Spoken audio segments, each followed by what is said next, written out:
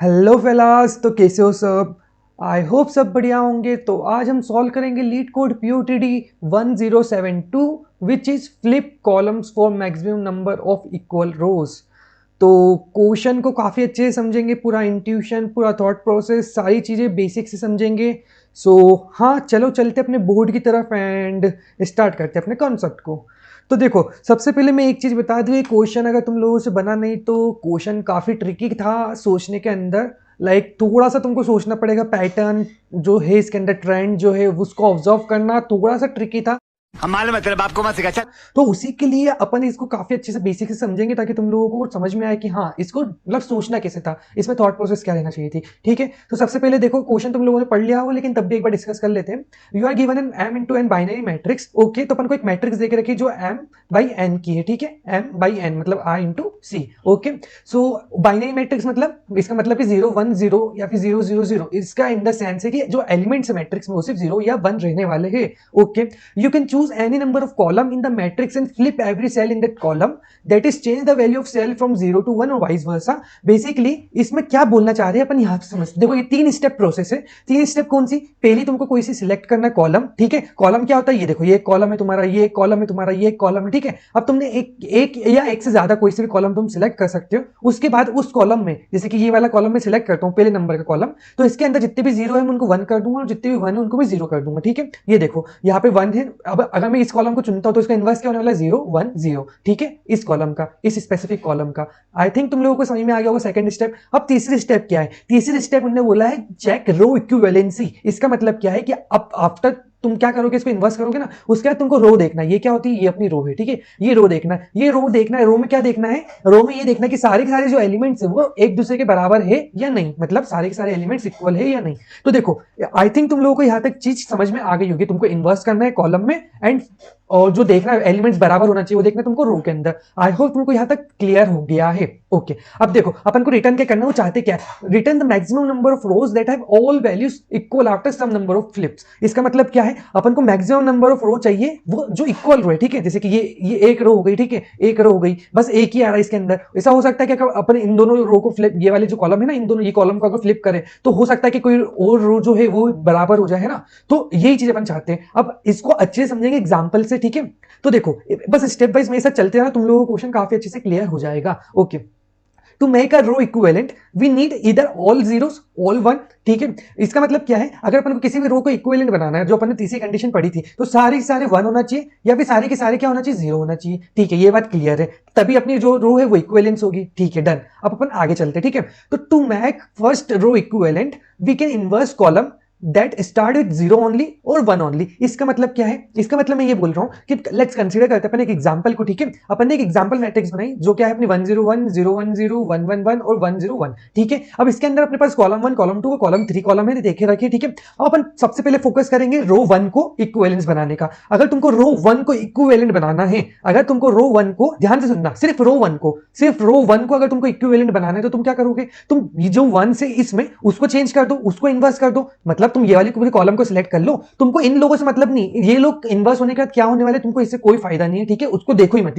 तुम्हारा टारगेट क्या है? सिर्फ एक at a time single row देखो। ठीक है, तो सिंगल रो देखा तो तुमको यहाँ पे 2 कॉलम में चेंज करना पड़ेगा, कॉलम 3 एंड कॉलम 1 में। ठीक है, लेकिन क्या भैया मैं कॉलम 2 को भी चेंज कर सकता था? हाँ, देखो तुमको सारे 1 बनाना है या फिर सारे 0 बनाना है, तो इन दोनों चीज में से तुम एक चीज कर सकते हो। ठीक है, इन तीनों चीज में से एक चीज कर सकते हो। ये तीनों 1 बना दो या फिर तीनों 0 बना दो, ये 2 चीज कर सकते हो। तो ठीक है, देखो अपन अब पहले रो पे ध्यान रखना है ना, अपनी नजर यहीं पे गड़ा के रखना, पहली रो के ऊपर। नीचे वाले चेंज होंगे लेकिन अपन को पहली रो देखना है। ओके, देखो अगर मान लेते अपन ने पहले 1 चुना, मतलब अब तुम 1 जो कॉलम 1 है ना, मतलब 1 को तुम इन्वर्स करके 0 में बदलना चाह रहे हो, तो तुम पहली रो में जितने भी 1 होंगे उस सबको 0 में बदलना रहेगा। उन सबको 0 में बदलने के लिए क्या करोगे? तुम 1 को 0 में कन्वर्ट करोगे, है ना। मतलब 1 वाली रो, 1 वाला कॉलम को, सॉरी 1 वाले कॉलम को पूरा सिलेक्ट करोगे और उसका इन्वर्स कर दोगे। तो देखो अगर तुम 1 को सिलेक्ट करते हो तो क्या होता है? देखो अपन ने ये वाला कॉलम लिया तो इसके अंदर जो 1 था वो 0 में हो जाएगा, तो 0, फिर जो 0 था वो 1 में हो जाएगा और जो 1 थे वो 0 0 में बदल जाएंगे। ऐसे ही अपन ने 0 वाले कॉलम को एज इट इज रहने दिया ताकि अपन इक्विवेलेंट बना पाए।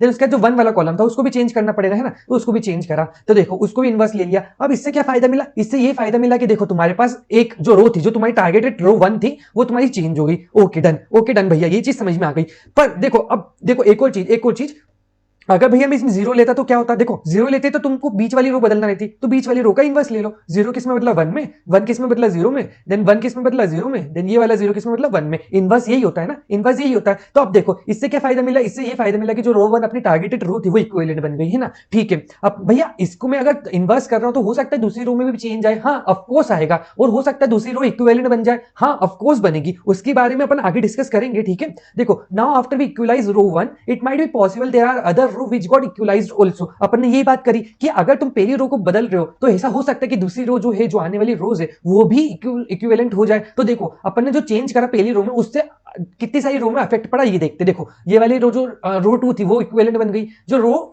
थ्री थी जैसे कि वन टू थ्री और फोर, देखो टू थ्री टू फोर और वन, ये तीनों रो जो है वो इक्विवेलेंट बन चुकी है। और सेकंड केस में देखें तो इस केस में भी सेम, देखो ये वाली रो एंड ये लास्ट वाली रो, ये तीनों इक्विवेलेंट बन चुकी है। हाँ तो तुमको पहली वाली चेंज करने से कुछ तो फायदा मिल रहा है, बस इस चीज को ध्यान रखो। अभी तुम आगे अपन ऑब्जर्वेशन को डिड्यूस करेंगे, अभी तुमको ये थोड़ा थोड़ा समझ में आया होगा कि अपन को एट अ टाइम सिर्फ एक रो पे फोकस करना है, ठीक है। फिर नेक्स्ट टाइम पे अपन नेक्स्ट रो को इक्विवेलेंट बनाने की कोशिश करेंगे, फिर नेक्स्ट रो को इक्विवेलेंट बनाएंगे, फिर नेक्स्ट रो को इक्विवेलेंट बनाएंगे, है ना। और उससे जो चेंज होने वाला है, तो जो नई रोज बनेगी है ना, उन सब में इक्विवेलेंसी चेक करेंगे। तो हाँ आइडिया वन आई थिंक तुम लोगों को अभी तक आ गया होगा। आइडिया वन में अपने अपन यही करेंगे, क्या करेंगे, we can run a loop and check the equivalency in every row after we change column, ठीक है। अपन ने क्या करा, अपन ने एक नई मैट्रिक्स बनाई, जैसे कि मान लो तुमने जब ये इन दोनों कॉलम को अपडेट करा, ठीक है, तो तुम एक नई मैट्रिक्स बना लो, मैट की कॉपी। ये मान लो ये अपनी तुम्हारी मैट्रिक्स थी, ठीक है, मैट एमएटी, और ये मैट की कॉपी वाला जो इसको स्टोर करेगा, ठीक है, ताकि अब तुम इजीली क्या कर सकते हो, इजीली इसमें चेंज कर सकते हो। अब तुमने चेंज करा इसके अंदर चेंज करने से क्या मिला तुमको, अब क्या चेक करना है, सिर्फ रो चेक करना है कि कौन सी रो इक्विवेलेंट है।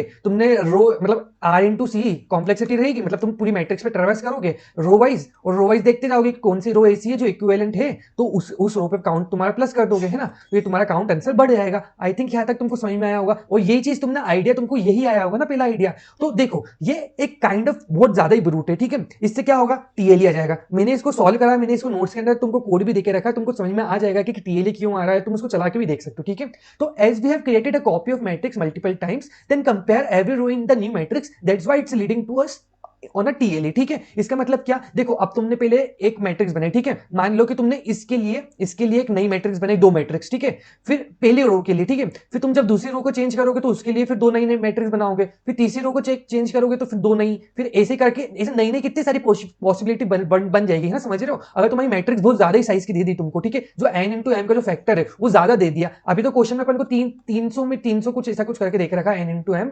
देखो अपन देख सकते क्वेश्चन के अंदर कितना देखे रखा, 2 सेकंड रुक जाओ। 300 देके रखा है, ओके। तो 300 बाय 300 की मैट्रिक्स अपनी मैक्सिमम पॉसिबल है। तो 300 बाय 300 की मैट्रिक्स मतलब कितने सारे पॉसिबल कॉम्बिनेशन, अपन को कितनी सारी मैट्रिक्स बनाना पड़ेगा जो एमएलई पे भी अपन को लीड कर सकते हैं, ठीक है। तो अपन को ये नहीं चाहते, इसलिए अब टीएलई एमएलई इसमें आ सकता है, ठीक है। प्रोसेस करने में ज्यादा टाइम लगेगा बेसिकली इन द एंड, ये बोलना चाह रहा हूं मैं। तो आइडिया वन तो अपना थोड़ा थोड़ा सा फ्लॉप है, लेकिन आइडिया वन ने अपन को जो जो ऑब्जर्वेशन दी वो आई थिंक तुम लोगों को समझ में आ रही होगी। अब अपन इसी ऑब्जर्वेशन और इंट्यूशन को और नेक्स्ट लेवल ले जाएंगे, ठीक है। मैं तुमको वैसे बता रहा हूं जैसा मैंने सोचा था, मैंने भी पहले एक टीएलई वाला कोड लिखा था, ठीक है, फिर उसको सबमिट करा तो वो एरर मारेगा, टीएलई आ गया उसके अंदर। फिर मैंने सोचा कि और मैं क्या इंप्रूवमेंट कर सकता हूं, मेरे को क्या इसके अंदर ऑब्जर्वेशन दिख रही है। तो देखो अब अपन आईडी 2 के ऊपर चलते हैं। आईडी 2 में मैंने क्या सोचा, instead of checking every row, why not try to find which row will actually get equalized. इसका मतलब क्या है, इसका मतलब क्या है, कुछ ट्रेंड फाइंड करने की कोशिश करो, कुछ पैटर्न देखो, कुछ लॉजिकल ऑब्जर्वेशन चेंज देखो। मैं इससे क्या बोलना चाह रहा हूं, अभी अपन इसको मतलब डिड्यूस करेंगे, इस चीज जो मैं बोल रहा हूं ना तुम लोगों को, उसको समझने की कोशिश करते थोड़ी सी। देखो अपन को मैट्रिक्स ये देके रखी थी, ठीक है। अब तुमने जब कॉलम वन, ये देखो जब तुमने ये वाली रो को चेंज करा, ठीक है, ये वाली रो को इक्विवेलेंट बनाया, उसके लिए तुमने कॉलम्स को चेंज करा होगा, है ना, ठीक है। ये बात तो भैया मेरे को समझ में आ गई, मेरे को कॉलम को चेंज करना रो को इक्विवेलेंट बनाने के लिए। लेकिन देखो जब तुम इस रो को इक्विवेलेंट बनाओगे तो ऐसी दूसरी कौन कौन सी रो होने वाली है जो इक्विवेलेंट हो जाएगी। इसका मतलब क्या है, इसका मतलब कि 101 एक रो में ये तीनों एग्जिस्ट कर रहे थे, ठीक है।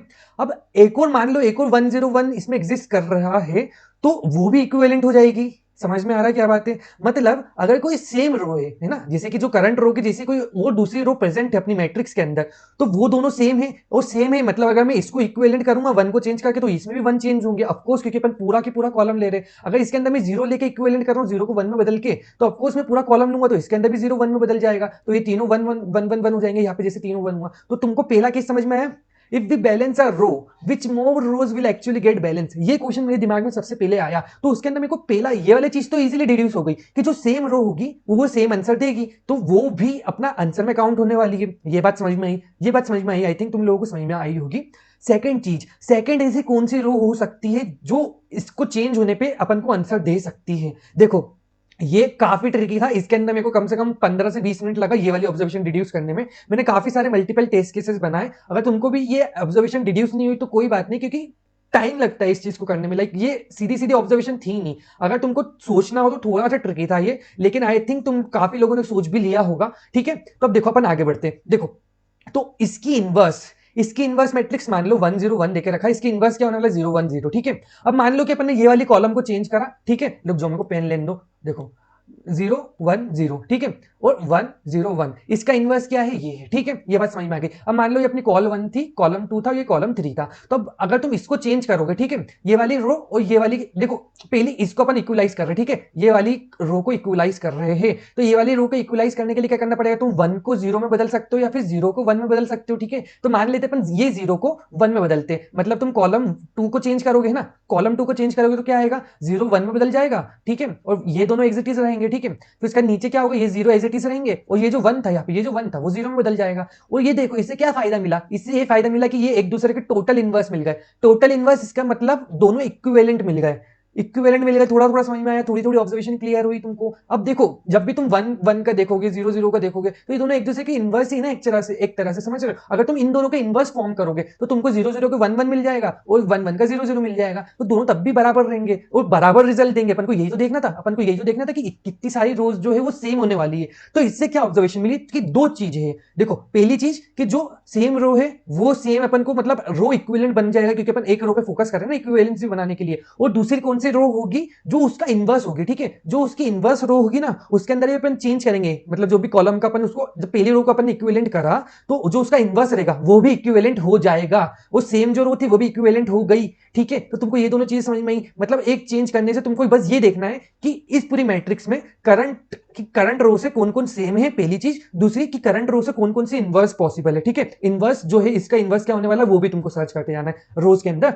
ठीक है, तो ये चीज तुमको काफी अच्छे से क्लियर हुई होगी मैं क्या बोलना चाह रहा हूं। अपन एग्जांपल से और थोड़ा सा नीचे चलते जाते, देखो अब इसके अंदर अपने क्या करा, पहली पहली चीज अभी ने बोला था कि रो 1 पे फोकस करना है, रो 1 को अपन ने बदला। रो 1 को बदलने के लिए क्या करा, देखो पहले अपन ने 1 को, देखो दोनों एग्जांपल ले रहा हूं, एक बार अपन 1 को बदलेंगे और एक बार अपन 0 से बैलेंस करेंगे। ठीक है, तो देखो सबसे पहले अपन ने 1 को 0 में बदला। ठीक है, मतलब ये दोनों रो अपन को कवर करना पड़ेगी। ठीक, सॉरी ये दोनों कॉलम जो है उन दोनों कॉलम को कवर करना पड़ेगा। तो इन दोनों कॉलम को कवर करोगे तो क्या होगा, ये 1 0 में बदलेगा, ये 0 में, फिर ये 1 में, देखो फिर ये अपना 0 में और ये अपना 0 में। ये समझ में आया, फिर ये अपना 0, देखो इसका इनवर्स हो रहा है और कुछ नहीं हो रहा है, ये इनवर्स हो रहा है यहाँ पे, ध्यान से देखते जाओ। ठीक है, और बीच वाली को एज इट इज रहने दिया, क्यों, ऑफ कोर्स क्योंकि तुम रो 1 को बैलेंस कर रहे हो तो तुमको सारे 0 चाहिए उसमें, है ना, तो अब देखो सारे 0 मिल गए। लेकिन इससे अपने को क्या फायदा मिला, इससे अपने को फायदा भी मिला कि देखो ये वाली रो और ये वाली रो दोनों इक्विवेलेंट बन गई। ये इसके इनवर्स थी इसलिए 1 1 1 1 हो गई, ये इसके सेम थी इसलिए इसके जैसे एज इट इज हो जाएगी। ओके, अब मान ले तो तुमको 0 को बदलना था, तो 0 को बदलने में भी सेम केस होगा, तुमको बीच वाली रो बदलना पड़ेगी बस। ठीक है, तो सब 1 1 1 हो जाएगा, 1 1 1 हो गया। फिर उसके बाद तुम इसके देखोगे तो ये भी इसका इनवर्स एग्जिस्ट कर रहा है और ये इसके साथ सेम सेम रो थी ना, देखो ना सेम रो थी इसलिए सेम आउटपुट भी इसने दिया यहाँ पे।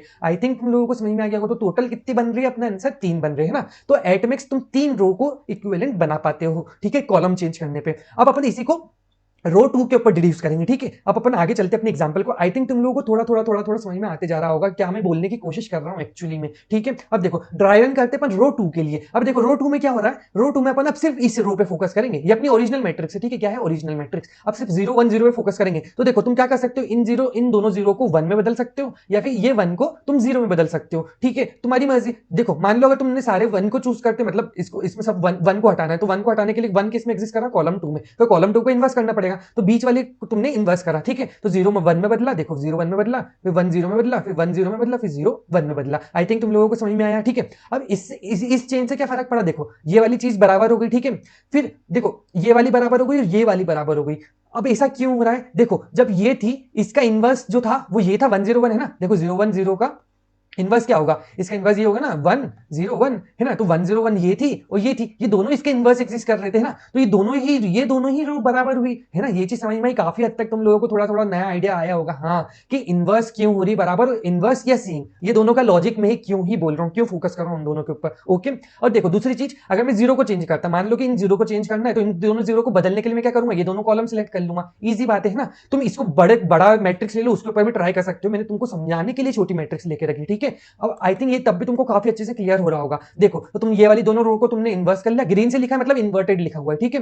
तो अब देखो कौन कौन सी बैलेंस हुई, ये वाली और ये वाली। अभी भी यही जो ऑब्जर्वेशन तुमने पहले डिड्यूस करी थी ना, ये दोनों इसके इन्वर्स थे। तो देखो अब एक और चीज, अगर तुम 0 ले रहे हो या 1 ले रहे हो, it does not matter, answer तुम्हारा सेम आने वाला है। मतलब कि तुम्हारी जो इक्विवेलेंसी रो होने वाली है ना, वो सेम ही आने वाली है हमेशा। देखो यहाँ पे भी सेम आई, यहाँ पे भी सेम आई, तो आंसर सेम रहने वाला, आंसर हमेशा 3 ही रहेगा। तुम 0 को बदल दो या 1 को बदल दो, ठीक है। अगर क्वेश्चन में ये बोला जाता है कि तुमको मिनिमल चेंजेस करना है, मिनिमल चेंजेस करना है, तो तुम यहाँ पे 1 को 0 में बदलने की कोशिश करते, ठीक है। अगर तुमको बोला है कि कोई मतलब अमाउंट नहीं है, तुमको सिर्फ इक्विवेलेंसी चेक करना है चेंज करके, ठीक है, चेंज करके इक्विवेलेंसी चेक करना है तो ठीक है। लेकिन अगर वो बोलते कि चेंज करो, इक्विवेलेंसी चेक करो, लेकिन जो कॉलम में तुमको जो इनवर्स लेना कॉलम में, वो मिनिमाइज करना है, तो इस केस में तुमको इस मतलब रिकर्जन के ऊपर जा सकते थे कि कौन सी मैं कॉलम सिलेक्ट करूं और कौन से मतलब क्या ऑपरेशन लगाऊं कि मेरा मिनिमम ऑपरेशन में मेरी ज्यादा से ज्यादा मेरे को मैक्सिमम आंसर मिल पाए, ठीक है। आई होप तुम लोगों को यहां तक क्लियर हुआ होगा। अब ठीक है, अपन एक और ड्राई रन करेंगे रो 3 के ऊपर। मैंने क्या बोला, जोन से रो पे जा रहे सिर्फ उसी रो पे फोकस करेंगे। तो देखो अब 1 1 1 आ गई, ओ भाई ये तो पूरी सेम आ गई, सेम आ गई मतलब जो सेम रो है ना, तो इनवर्स इसका एग्जिस्ट करेगा क्या, देखते हैं अपन। देखो इसका इनवर्स देखो, सबसे पहले देखो इसका इनवर्स है क्या, इसका इनवर्स है क्या, इसका इनवर्स है, देखो 1 1 1 का इनवर्स क्या होने वाला है, 0 0 0। तो 0 0 0 है क्या, 0 0 0 है क्या, 0 0 0 नहीं है क्या, 1 1 1 सेम एग्जिस्ट कर रहा है क्या, देखो है नहीं है, कहीं पे भी नहीं है, तो इसका कोई सेम रो नहीं है ना इनवर्स एग्जिस्ट कर रहा है, ठीक है। मतलब ये अकेली से सोलो आ रही है, कोई बात नहीं। तो देखो अपन इसको बराबर करने के लिए क्या करोगे, चेंज 1 कर दो, 1 को तुम 0 में बदल सकते हो, ठीक है, या फिर 0 को इस रो में, इस स्पेसिफिक रो में 0 को 1 में बदल सकते हो। कोई 0 है क्या, 0 नहीं है, 0 नहीं है तो तुम्हारी मैट्रिक्स एज इट इज आ जाएगी, ठीक है। और अगर 1 को चेंज करना था तो 1 को चेंज करा, तो देखो पूरी मैट्रिक्स चेंज हो गई, पूरी मैट्रिक्स चेंज हो गई, पूरी मैट्रिक्स इन्वर्ट हो गई, तो 0 0 0 आ गया। इसके कारण ये देखो अपन कॉलम को चेंज कर रहे, ध्यान रखना अपन कॉलम में इन्वर्स ले रहे हैं लेकिन रो को इक्विवेलेंट कर रहे हैं, ये बात ध्यान रखने की बस। तो देखो तुमको एक ही आंसर मिला इस केस में, और इस केस में भी तुमको एक ही आंसर मिला, ठीक है। तो देखो अगर तुम चेंज ऑल कर रहे हो तब भी तुमको सेम आंसर मिल रहा है, नो चेंज में भी सेम आंसर मिल रहा है, पर आंसर किस बेसिस पे मिला, अगर तुमको सेम रो मिल रही है तो ही आंसर बढ़ेगा, या फिर इन्वर्स एग्जिस्ट कर रहा है उसका तो ही आंसर में बढ़ावत आएगी। ओके, आई थिंक तुम लोगों को यहां तक काफी क्लियर हो गया होगा। तो देखो इसी को अपन अब चलते अपने कोड की तरफ एंड काफी अच्छे से इजीली समझेंगे, ठीक है। अप्रोच 1 समझेंगे अपन सबसे पहले। देखो अपन ने एन और एम में क्या करा, मैट्रिक्स का एन और एम का साइज ले लिया, इजी, ठीक है। अब देखो तुमने बोला कि तुम रो के ऊपर ट्रेवर्स करोगे, रो के ऊपर ट्रेवर्स करा, देखो एक रो पे ट्रेवर्स करा, फिर दूसरी रो पे ट्रेवर्स करा, फिर तीसरी, फिर चौथी, है ना, ऐसे ही अपन ने रो के ऊपर ट्रेवर्स करा, इजी। अब उसके बाद तुमने बोला कि जो भी तुम एक बिन करके तुमने वेक्टर बनाया, क्यों वेक्टर बनाया, क्योंकि ये वेक्टर और वेक्टर स्टोर कर रहा है ना, तो तुमने पूरी की पूरी रो को एक साथ लिया, ठीक है। देखो लीड कोड के अंदर पूरी की पूरी रो एक साथ मिलती है, ये एक पूरा वेक्टर है, ठीक है, ये दूसरा वेक्टर है, ठीक है, ये तीसरा वेक्टर है, ठीक है। तो वेक्टर और वेक्टर में एक वेक्टर स्टोर है ना, तो अपन ने एक वेक्टर बनाया जो इस वेक्टर को स्टोर करेगा, ये वाले 0 0 0 0, ये इस वेक्टर को, ठीक है। फिर नेक्स्ट किसको स्टोर करेगा, फिर 0 0 1 को स्टोर करेगा। देखो अपन रो वाइज जैसे जैसे आगे बढ़ते आ रहे हैं ना, तो ये पहली रो, ठीक है, फिर दूसरी रो, फिर तीसरी रो, ठीक है। तो अपन पूरी रो को एक साथ एक बिन में स्टोर करवा रहे हैं, ठीक है। अब देखो सेकंड चीज, अपन देखो ये ऐसा क्यों कर रहा हूं मैं भी बता रहा हूं, 2 मिनट रुक जाओ। फिर दूसरी चीज अपन ने इनवर्स बनाया, उसका इनवर्स कैसे बनाओगे, इनवर्स बनाना इजी है। जो भी तुमको 0, देखो अगर 1 मिल रहा है तुमको इसके अंदर, ये बिन के अंदर, अगर तुमको 1 मिला तो 1 की जगह तुम 0 लिख दो, ये कंडीशनल स्टेटमेंट है, ठीक है। अगर तुमको 1 मिल रहा है तो तुम 0 कर दो, और अगर 0 मिल रहा है तो 1 कर दो, है ना। इससे इनवर्स तुम्हारा फॉर्म हो गया, और उस इनवर्स को तुमने इनवर्स में मतलब इनपुट ले लिया, उसका स्टोर करवा लिया इस इनवर्स के अंदर, ठीक है। अब तुमको 2 मिल गए, एक तो करंट बिन मिल गई, बिन क्या है देखो अब ये बताता हूं, जो बिन है वो क्या है, वो करंट रो है, ये वाली जो रो है मान लो ये बिन है तुम्हारी, और जो इसकी इनवर्स है ना ये है, ये इसकी इनवर्स है, इनवर्स भी नहीं, ठीक है। तुमको समझ में आया, तो अपन ने ये वाली पूरे वेक्टर को स्टोर करवा लिया, उसके इनवर्स वेक्टर को पूरा स्टोर करवा लिया, इनवर्स अपन ने बनाया है खुद से, ठीक है। अब देखो ये क्या फायदा मिलेगा इससे, देखो अब अपन कंपेयर करेंगे सारी रो को, ठीक है। कैसे कंपेयर करा अपन ने सीधा सीधा कोड लिखा कि देखो जी अपन ने पूरी रो के ऊपर ट्रेवर्स करा, पूरी की पूरी जितनी भी रोज है ना उन पे ट्रेवर्स करा, ट्रेवर्स करने के बाद अपन ने बोला कि करंट रो को फेच करा, ठीक है। अपन अब एक एक रो पे देखो जो भी अपने पास ये आया ना इनवर्स वाला जो आया और ये आया, ये दोनों को अपन एक 2 3 4 इन चारों के चारों रो से कंपेयर करेंगे। ठीक है, जितनी भी रो, अगर 5 रो होती तो 5 रो से साथ कंपेयर होता इन दोनों का। हर बार 2 स्ट्रिंग रहेगी, एक नॉर्मल स्ट्रिंग, एक उसकी इनवर्स स्ट्रिंग, और इन दोनों स्ट्रिंग को अपन पूरे के पूरे रोज के साथ कंपेयर करेंगे मैट्रिक्स के अंदर। ठीक है, क्योंकि अपन को तभी तो पता चलेगा कि हाँ ये रो सेम है या फिर ये इसकी इनवर्स वाली रो के साथ सेम है। ठीक है, तो देखो इसमें भी सेम करा अपन ने, जो मैट्रिक्स की रो थी उसको फेच करा वेक्टर ऑफ इंट में, जैसे अपन ने यहाँ पे करा था सेम चीज करी यहाँ पे। फिर उसके बाद अपन ने क्या करा, अपन ने चेक करा कि जो अपने पास करंट है क्या वो बिन के इक्वल है, मतलब जो करंट अभी जो अपने पास रो थी सेम है क्या उसके बराबर, या वो उसके इनवर्स के बराबर है। ठीक है, अगर इन दोनों में से किसी के भी बराबर है तो तुम्हारा जो टेम्प वेरिएबल है वो बढ़ जाएगा 1 से। ठीक है, इसका मतलब है कि जब भी मैं इन्वर्स करूंगा कॉलम में तो ये आंसर सेम हो जाएगा करंट रो के साथ। समझ में आया ये बात, समझ में आया ये बात। ये चीज अपन यहाँ पे भी कर रहे थे। देखो यहाँ पे भी अपन ने रो सिलेक्ट करी थी और बस अपन को ये ढूंढ रहे थे। मान लो कि जब तुमने रो 2 सिलेक्ट करी तो जब तुमने इसका इन्वर्स बनाया और ये खुद रो को ढूंढा तो तुमको इसके इन्वर्स 2 बार मिल गए, तो 2 बार मिल गया तो तुम्हारा 1 + 1। ठीक है, 2 आंसर तुम्हारा हो गया। और ये करंट वाली रो तो कितना आंसर होगा, टोटल 3 तुम्हारी इन्वर्स होने वाली है रो। ठीक है, अगर तुम ये वाले रो 2 को सिलेक्ट करते हो। ठीक है, तो इन्वर्स होने के बाद इक्विवेलेंसी होगी इनमें। ठीक है, आई थिंक तुम लोगों को ये वाली लूप कैसे वर्क करी ये चीज समझ में आई होगी। ओके, अब देखो तुमने क्या बोला, आंसर क्या होने वाला है, स्टार्टिंग में 0 होने वाला है और ऐसे हर रो के लिए टेम्प अलग अलग आएगा, तो उसी को तुम मैक्स लेते जाओ और मैक्स लेने के बाद उसको रिटर्न कर दो।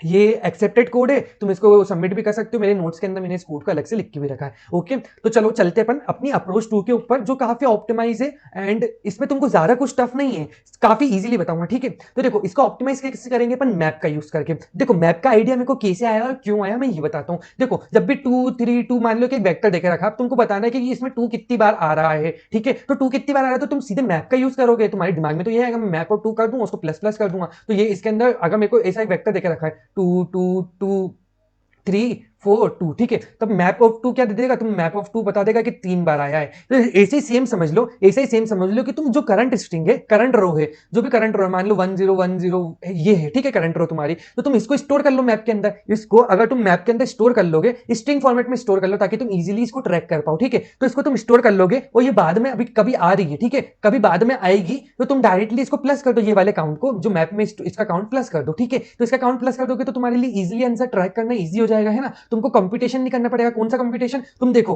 अब जो ऊपर प्रॉब्लम आ रही थी अपन उसको रिजॉल्व करेंगे। ठीक है, अपन ऊपर क्या कर रहे थे, ये वाला जो एक्स्ट्रा पार्ट है ये अपन एक एक रो के साथ बार बार हर रो को चेक कर रहे। ठीक है, ये चीज को अपन को हटाना था, ये चीज को ही हटाना था, क्योंकि देखो सेम रोज हमेशा सेम रहने वाली है और उसको बार बार कंपेयर करना इफिशिएंट नहीं है। ठीक है, तो अपन ने सोचा कि इस चीज को मैं कैसे कम करूं, मैं ये चीज को कैसे कम कर सकता हूं। तो मैंने यही सोचा, मैंने क्या सोचा, देखो अपन इसको अब समझते ध्यान से कि we know that we are comparing a current row with other to check if it exist or not। exist or not इसका मतलब क्या है कि सेम है या नहीं है। ठीक है, जो करंट रो है उसके साथ जो अदर रो है वो उसके सेम है या फिर उसके साथ इनवर्स रिलेशन में है, ये दोनों है कि नहीं। ठीक है, ये तो why not we use map to store all occurrence of the row. ठीक है, तो इसका मतलब क्या है कि अपन जितनी भी अकरेंस आ रही है इस रो इस रो की ठीक है उसको स्टोर कर लो और बस उसका काउंट बढ़ाते जाओ, तो इजीली तुमको समझ में आ जाएगा कि लास्ट में कि हाँ ये स्ट्रिंग कितनी बार एक्चुअली में आई है, तो वही तुम्हारा उस स्ट्रिंग का आंसर हो जाएगा। तो जो भी तुम्हारा मैक्सिमम आंसर होगा मैप के अंदर काउंट का वो तुम्हारा एक्चुअल आंसर हो जाएगा।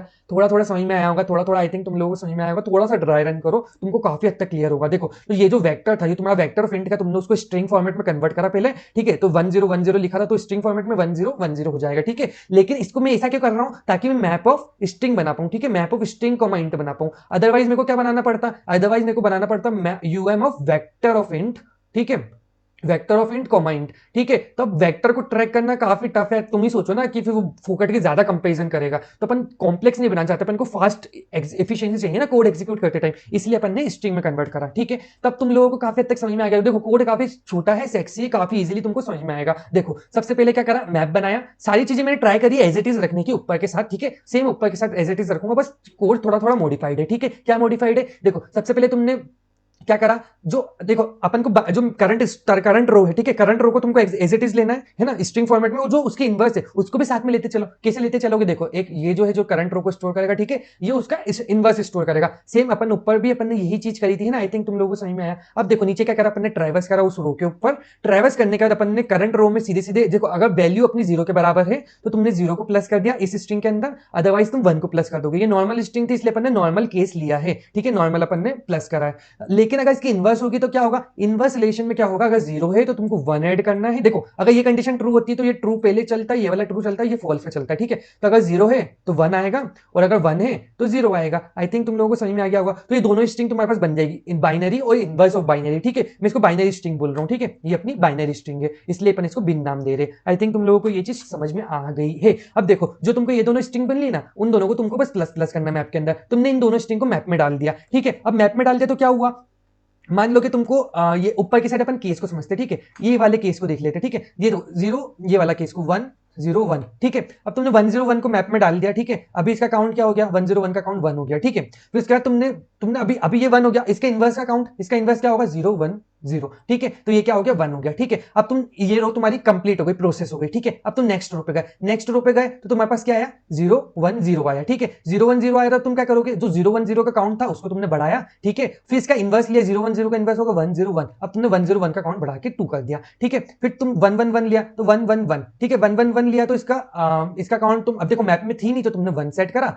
और इसका जो इनवर्स था उसका इनवर्स होगा 0 0 0, तो उसका काउंट भी अभी 1 सेट करा, ठीक है। समझ में आया, ओके। अब अपन आगे बढ़ते, फिर अपन लास्ट रो पे गए, ये वाली रो पे गए, तो इसके अंदर क्या हुआ, 1 0 1 वापस आ गया, तो इसका इनवर्स क्या हुआ, 0 1 0। तो यहां से क्या देखो, इसका काउंट 3 हो गया, इसका काउंट 3 हो गया, तो तुम्हारे पास फाइनल आंसर क्या होगा, इन सबका मैक्सिमम, इन सबका मैक्सिमम जो भी होगा वो तुम्हारा फाइनल आंसर हो जाएगा। अब देखो जो तुम इनवर्स ले रहे हो ना, वो इनवर्स वो नेक्स्ट इनवर्स को बना देगा, तो उसमें कंफ्यूज मत होना कि भैया अगर मैं इनवर्स ले रहा हूं और जो करंट स्ट्रिंग वो दोनों तो अलग अलग है। तो जब तुम ये नॉर्मल स्ट्रिंग लोगे ना, मतलब मान लो कि ये इसकी इनवर्स थी, ये इसकी इनवर्स थी, नॉर्मल ये नॉर्मल था और ये इसका इनवर्स था, ठीक है। तो नॉर्मल ने इनवर्स को बनाया तो इनवर्स भी नॉर्मल को बना देगा, इसलिए इन दोनों का काउंट, ये दोनों एक दूसरे के काउंट प्लस प्लस कर देंगे, ठीक है। इसलिए अपन को एडिशन वेडिशन करने की एक्स्ट्रा जरूरत नहीं है, ठीक है। फिर उसके बाद तुमने क्या बोला कि जैसे जैसे तुम्हारे पास मैप में वैल्यू जा रही है तुम वैसे वैसे उसका आंसर मैक्स लेते जाओ, ठीक है। तो तुमने मैक्स ले लिया, क्या मैक्स लिया, देखो बिनी मतलब जो बिन था, मतलब जो तुम्हारी नॉर्मल स्ट्रिंग थी वो जो उसका इनवर्स स्ट्रिंग थी, जो जैसे भी आ रही है, जैसे जैसे तुमको मिलते जा रही है, हर एक मतलब अलग अलग भी हो सकती है ना। वर्स्ट केस कॉम्प्लेक्सिटी में क्या होगा कि सारी की सारी रोज सब सब डिफरेंट है, सब यूनिक है, ठीक है। तो एंड टाइम्स चलेगा वर्स्ट केस में, है ना। वर्स्ट केस में सबकी फ्रीक्वेंसी 1 हो जाएगी, तो वर्स्ट केस में सबको 1 1 स्टोर कर लेंगे, कोई बात नहीं, ओके। फिर फाइनली तुम आंसर को रिटर्न कर दोगे।